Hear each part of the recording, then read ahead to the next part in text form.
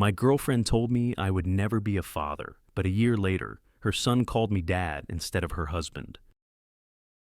I never thought I'd be the kind of person to tell my story to the internet. I'm not usually the share my emotions with strangers type, but there's something about this story that feels almost poetic. Painful, yes, but poetic. For context, my name is Ethan. I was 25 when all of this started. Back then, I was just a guy trying to figure out life, juggling 2 jobs, saving money wherever I could, and dreaming about the future. And in those dreams, there was always Sarah. Sarah and I had been dating for nearly 3 years. She was beautiful, confident, the kind of woman who walked into a room and made heads turn. When I was with her, I felt lucky, like I had somehow won a lottery I didn't even buy a ticket for. We weren't perfect, but I thought we were solid. We talked about moving in together. She even joked once about baby names when we saw a cute toddler at the park. I took all of that as a sign that we were moving in the same direction. But then came the night that shattered everything. It was a Thursday evening. We were curled up on her couch, Netflix playing in the background, when I decided to ask her a question that had been on my mind. So, I began carefully, "Do you ever think about us having kids one day?" Sarah's eyes flicked to me, and for a moment, she just stared. Then, out of nowhere, she laughed. Not the warm kind of laugh, but the sharp, dismissive kind. "You?" she said, shaking her head. "Ethan, you'll never be a father." At first I thought she was joking. I chuckled nervously. "What do you mean?" Her expression didn't change. If anything, it grew colder. "I mean exactly what I said. I don't see you as a father. You're not that type. You don't make enough money. You're too soft. You're still figuring things out. A real father is strong, stable, secure. You're not there. And honestly, I don't think you ever will be." Her words hit me like a sucker punch. "Sarah, that's not fair," I said quietly. "I'm working hard. I'm saving. I'm trying." She cut me off with a wave of her hand. "Trying isn't enough. I want someone who already has it together. I can't waste my life waiting around for you to figure yourself out." There it was, plain, brutal, final. I sat there in silence, feeling smaller with every passing second. My heart was racing, but my body felt numb. After that night, our relationship unraveled fast. She grew distant, stopped replying to my messages, canceled plans with flimsy excuses. Within a few months, she ended things for good. Her reason? "I've found someone who matches my vision of the future." I'll never forget the way she said it. Calm, confident, like she was doing me a favor. Not long after, I heard through mutual friends that she was dating a new guy. And then came the announcement she was pregnant. I can't describe the mix of emotions I felt. Anger, humiliation, but most of all, emptiness. Her words replayed in my head every night like a broken record. "You'll never be a father." For months, I was a shell of myself. I worked, I ate, I slept. That was it. No joy, no purpose. But slowly something shifted. Maybe it was pride, maybe survival instinct, but I refused to let her words define me. I worked harder, took on extra shifts. My small side hustle, fixing up old electronics and reselling them, started to grow. Within a year, I had turned it into an actual business. I hit the gym too. Not for anyone else, but because I needed to feel strong again. By the time a year had passed, I was different, more confident, more stable, still carrying scars, but no longer broken. And then, just when I thought I had left Sarah behind for good, fate threw her back into my life. I was at the mall one Saturday afternoon, shopping for a suit for a friend's wedding. I had just stepped out of a store when I heard a voice I hadn't heard in a year. "Ethan?" I froze. Slowly, I turned around. There she was, Sarah. She looked different, tired, the kind of tired that sleep doesn't fix. In her arms was a baby boy, maybe 6 or 7 months old. And standing next to her was a man I assumed was her husband, glued to his phone, not even glancing up. My stomach twisted. We made awkward small talk. She asked how I'd been. I kept my answers short. The baby began to cry, loud and relentless. Sarah rocked him gently, bouncing him up and down, but it wasn't working. Her husband didn't move an inch. He just muttered, "Handle it," and went back to scrolling. I don't know what came over me, but I said, Want me to try? Sarah hesitated, then handed me the baby. And the strangest thing happened. The second he was in my arms, he stopped crying. Completely. He looked up at me with these big, curious eyes, grabbed a fistful of my shirt, and snuggled against my chest. I froze. My heart pounded. I don't know how to explain it, but something in me cracked open in that moment. When I finally handed him back, Sarah stared at me with an expression I'll never forget. Regret. A week later, I got a text from an unknown number. Thanks again for helping at the mall. Lucas really liked you. Lucas. That was the baby's name. I didn't know what to say, so I just typed back, anytime. But it didn't end there. The next day. How have you been? Then, congrats on your promotion, I saw it on LinkedIn. And eventually, he hasn't stopped fussing all day. Sometimes I feel like I'm raising him alone. The messages became more personal, more vulnerable. She admitted her marriage wasn't what she had expected. Her husband was distant, dismissive, sometimes cruel. He never helped with Lucas. Some nights he didn't even come home. I told myself not to get involved, that it wasn't my business. But then came the text that broke me. Would you mind coming by? Lucas won't stop crying. And he calmed down with you that day. I stared at my phone for a long time. I should have said no, but I didn't. When I showed up at Sarah's apartment, I wasn't sure what to expect. My chest was tight, my palms sweaty like I was walking into some kind of trap. She opened the door, her hair messy, dark circles under her eyes. Thank you for coming, she whispered. Lucas was in her arms, red-faced and screaming. She handed him to me almost immediately, like I was her last hope. And once again, silence. He stopped crying the second he was against my chest. His tiny hand reached up, brushed against my chin, and I swear I felt something inside me shift again. Sarah looked at me like she was seeing a ghost, or maybe a mistake she could never take back. One visit turned into two. Two became three. Before I realized it, I was stopping by every week. Sometimes to babysit for an hour so Sarah could shower or nap. Sometimes just to play with Lucas while she cooked dinner. Her husband was rarely around. And even when he was, he acted more like a guest than a father. He ignored Lucas, ignored Sarah, ignored me. I started noticing things, little things. The way Lucas lit up when he saw me. The way he stretched his arms toward me whenever I walked through the door. The way Sarah relaxed when I was around, like the weight of the world wasn't just on her shoulders anymore. I told myself I was just helping, just being a decent human being. But deep down, I knew it was more than that. One night, after Lucas had fallen asleep, Sarah and I sat in the living room, sipping tea. The glow of the baby monitor was the only light in the room. Ethan, she said softly, you're so good with him. Better than anyone. I didn't reply. She looked down, twisting her hands. Sometimes I wonder if I made the right choice. My heart clenched. Part of me wanted to say, no, you didn't. You threw me away for someone who doesn't care about you or your child. But I bit my tongue. Instead, I said, what matters now is Lucas. He needs you to be strong. She gave me this look, half admiration, half sorrow. You would have been an amazing father, Ethan. The irony burned. Over the next months, Lucas grew. Crawling turned into walking. Babbling turned into little words.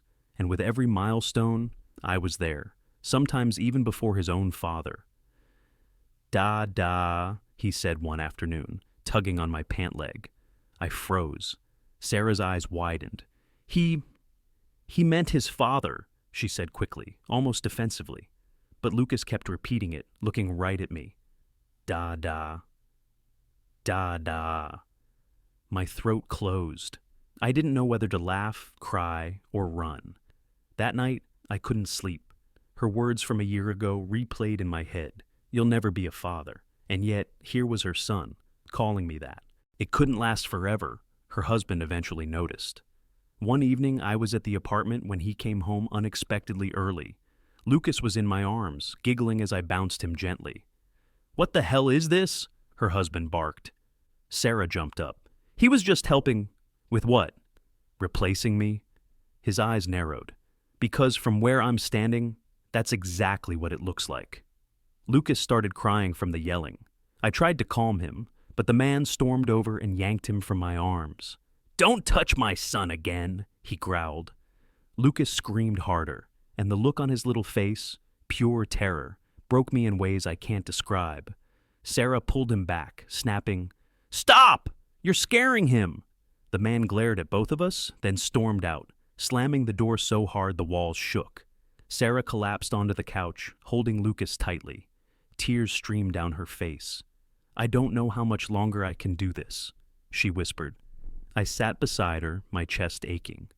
But I didn't have answers.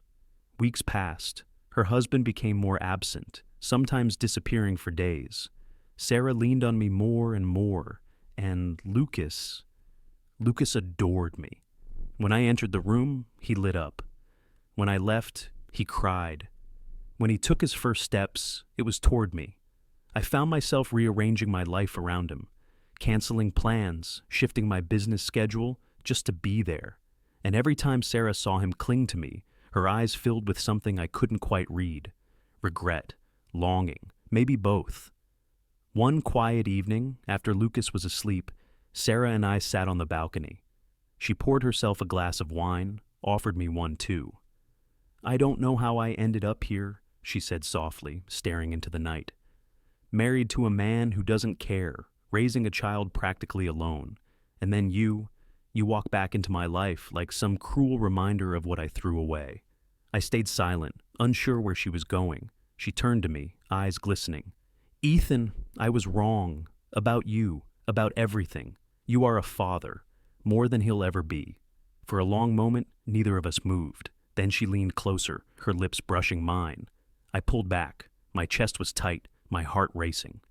"Sarah, no, this isn't right." Tears welled in her eyes. "I'm sorry. I don't know what I'm doing anymore." She stood abruptly and went inside, leaving me alone on the balcony. That night, lying in bed, I thought about everything. The past, the present, the little boy who called me Dada. Sarah had once told me I'd never be a father, but now, in every way that mattered, I was one. Not biologically, not legally, but emotionally. And I had to decide. Would I keep being part of this child's life, even if it meant entangling myself with Sarah again? Or would I step back, protect my heart, and let Lucas grow up without me? The choice felt impossible. The breaking point came 2 weeks later. Sarah called me, her voice trembling. "Can you come? Please, it's bad." When I arrived, I found her husband raging, shouting about money, about how Lucas wasn't even worth the trouble. His words were slurred. He was drunk. Lucas was wailing in the corner. Sarah stood between them, shaking. Something inside me snapped. I stepped between them, my voice calm but firm. "That's enough." The man sneered at me. "What are you, his dad now?" And then Lucas cried out through his sobs, "Dada!" reaching for me. The room went silent. Sarah covered her mouth with her hands, tears streaming. Her husband's face twisted with rage. But for once, I didn't feel fear. I felt clarity. I picked Lucas up, held him close, and whispered, "I've got you, buddy. I've got you." In that moment, I realized Sarah was wrong. I wasn't just capable of being a father. I already was one. That night changed everything. Sarah's husband packed a bag and left. No apology, no attempt to fix things, just slammed the door and disappeared into the night. Sarah filed for separation a week later. She didn't even try to fight for the marriage anymore. She was done. In the weeks that followed, I became even more present, driving Sarah to appointments, helping with groceries, reading bedtime stories to Lucas. At first, I told myself it was temporary, that I was just filling the gap until she got back on her feet. But the truth was undeniable. Lucas wasn't just some kid I was helping with. He was my kid. Not by blood, but in every way that mattered. Of course, people noticed. Friends whispered behind my back, "Isn't it weird, helping your ex raise her son?" Even my mom sat me down one evening. "Ethan," she said gently, "are you sure about this? You're young. You could meet someone else. Start fresh." I understood their concern. But when Lucas climbed into my lap and giggled as I made silly faces, none of that mattered. He needed me, and maybe, just maybe, I needed him even more. The moment that sealed it came on Father's Day. Sarah handed Lucas a little crayon-colored card. On the front, in messy letters, it said, "To Dada." I laughed nervously. "This is for your dad, buddy." But Lucas shook his head, pressed the card into my hands, and said, "No. For you," I felt my throat close up. Tears blurred my vision. I pulled him into my arms and whispered, "Thank you, buddy. Thank you." Sarah watched from across the room, her eyes shining with something between sadness and relief. Later that night, when Lucas was asleep, she said quietly, "You know he sees you as his father, right? That's not going to change." I swallowed hard. "And you? What do you see me as?" She looked down, then back up at me. The man I should have chosen. It would be easy to say I forgave her instantly, but I didn't. Her words from the past still haunted me. "You'll never be a father." They echoed in my mind every time I held Lucas, every time I tucked him in.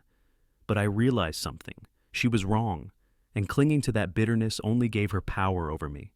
So one night, I told her, "Sarah, I forgive you. Not because you deserve it, but because Lucas deserves the best version of me.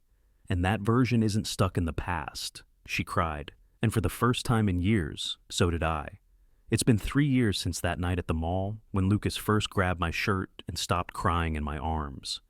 Sarah and I never officially got back together, at least not in the traditional sense. We're complicated. Some days we feel like a family. Other days we're just co-parents who happen to share a history. But Lucas, he's my son. Period. He runs to me after school yelling, "Dad!" He brags about me to his friends. He even insists I'm the one who makes the best pancakes, even though Sarah disagrees. And the funny thing, the man Sarah married, the one she thought was father material, hasn't so much as sent Lucas a birthday card. Not once. Sometimes life doesn't give you what you think you want. Sometimes it gives you something better, hidden inside heartbreak, wrapped in pain. Sarah once told me I'd never be a father. She was wrong. Because today when a little boy calls me dad and means it with every fiber of his being, I know the truth. I'm not just a father, I'm his father. And no one can ever take that away from me.